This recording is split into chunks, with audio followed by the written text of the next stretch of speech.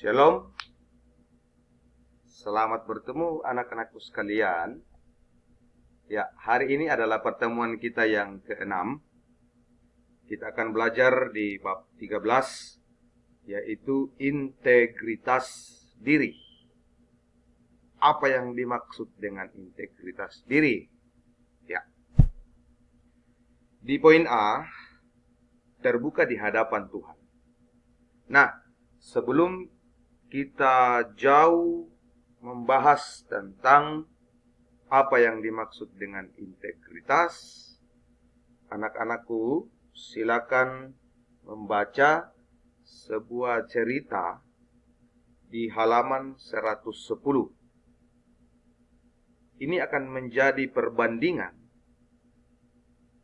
untuk memahami apa yang dimaksud dengan integritas diri.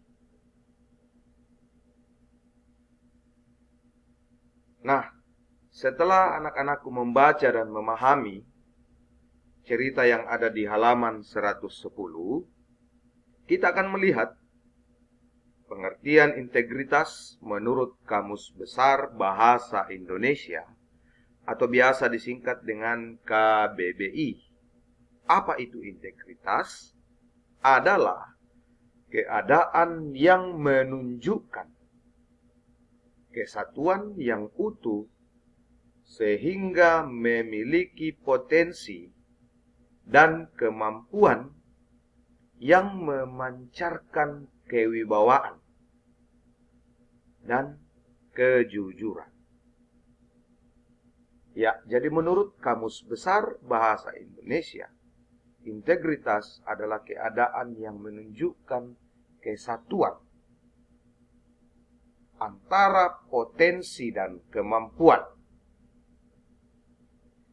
sehingga bisa memancarkan kewibawaan dan kejujuran. Dengan kata lain, anak-anak sekalian, integritas adalah melakukan apa yang kita katakan. Tentunya ini adalah hal yang positif. Kita berani berkata jujur. Kita berani mengungkapkan sesuatu dengan benar. Itulah contoh-contoh integritas. Ya.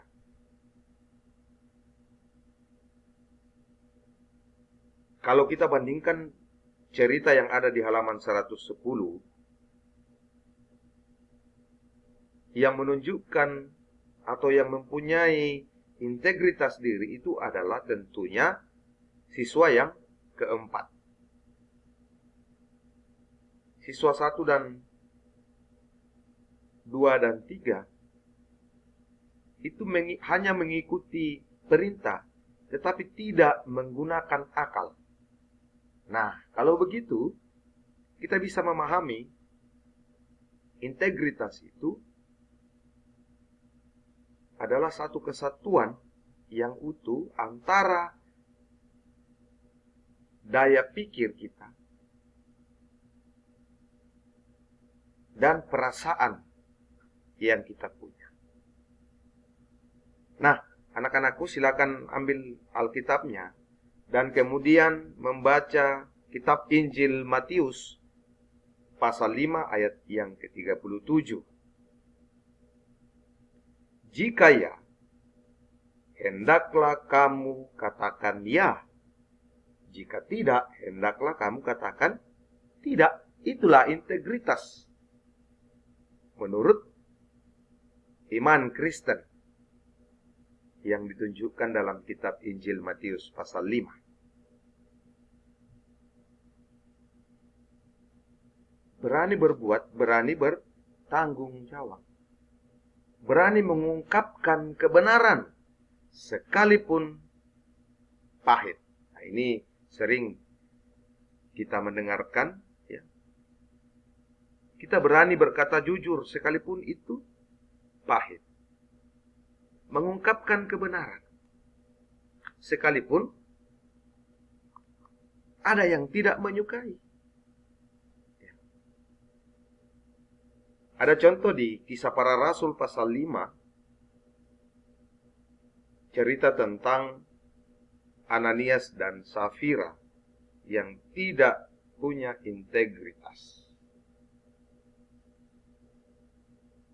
Dia sudah mendukakan hati Roh Kudus. Akhirnya Ananias dan Safira dihukum.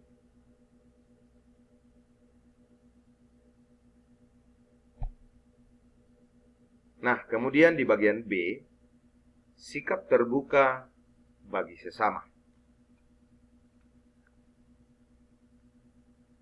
Setelah kita memahami apa yang dimaksud dengan integritas, ya, kita akan mencoba mempraktekkan dalam kehidupan apa yang dimaksud dengan integritas yang sesungguhnya.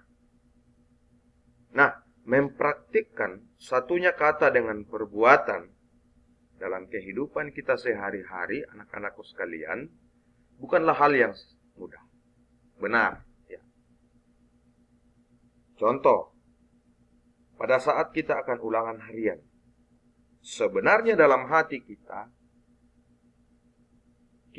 tidak mau lagi berbuat curang, tidak mau lagi menyontek, tidak mau lagi meminta bantuan kepada siapapun. Tetapi karena banyak godaan, banyak tantangan, akhirnya integritas diri kita langgar. Itulah yang dimaksud dengan satunya kata dengan perbuatan dalam kehidupan itu sangat sulit dilakukan atau dipraktekkan. Nah, mengapa orang takut menjadi orang yang berintegritas? Ada 4 hal. Yang pertama, karena takut ditolak. Ya, akhirnya dia melanggar apa yang ia sudah rencanakan. Ya. Sebenarnya tidak mau menyontek, tapi karena takut ditolak oleh teman-temannya, takut dijauhi oleh teman-temannya, akhirnya melakukan perbuatan yang tidak terpuji. Yang kedua, takut dihakimi.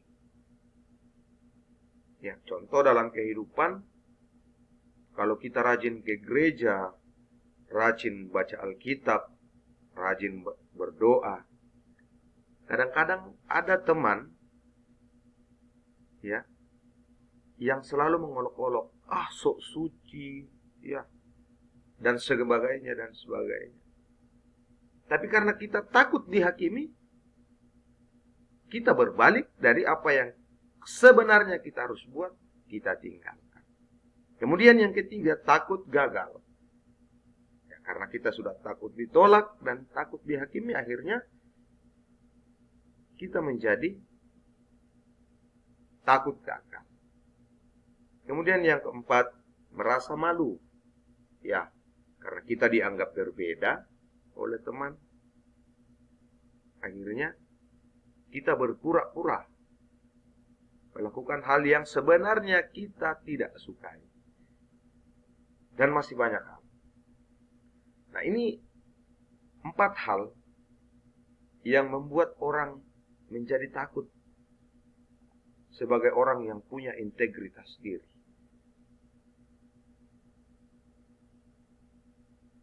Sebenarnya dalam kehidupannya dia sudah berjanji kepada dirinya dan kepada Tuhan untuk selalu mau berbuat baik. Tapi karena keempat hal ini, takut ditolak, takut dihakimi, takut gagal, merasa malu, akhirnya ditinggalkan dan melakukan hal-hal yang sebenarnya tidak sesuai dengan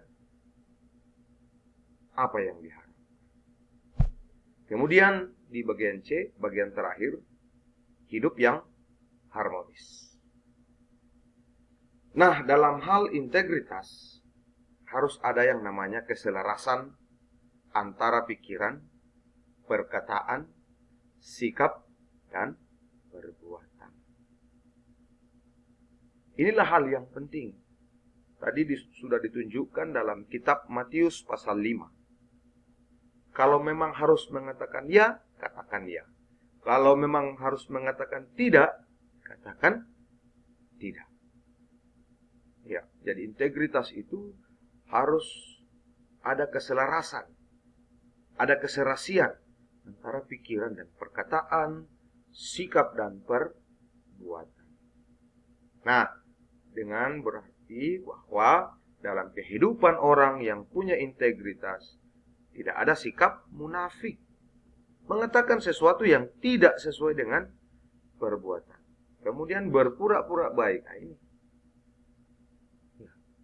tidak harus ada kata munafik. Mengatakan sesuatu yang tidak sesuai dengan fakta, kemudian berpura-pura baik. Dan masih banyak hal-hal yang menunjukkan kata-kata yang tidak berintegritas. Contoh, dalam kitab Galatia pasal 2 ayat 11 sampai 14. Nanti anak-anak silakan baca di rumah. Cerita Petrus pada saat dia berada di Antioquia. Bagaimana keadaan, bagaimana sikap, bagaimana perbuatan yang dilakukan oleh Petrus pada saat dia berada di Antioquia. Makanya Petrus mendapat teguran dari Paulus karena dia sudah tidak mengatakan kejujuran. Oke, anak-anakku sekalian, sampai jumpa di pembelajaran berikutnya. Tetap semangat, Tuhan Yesus memberkati. Shalom.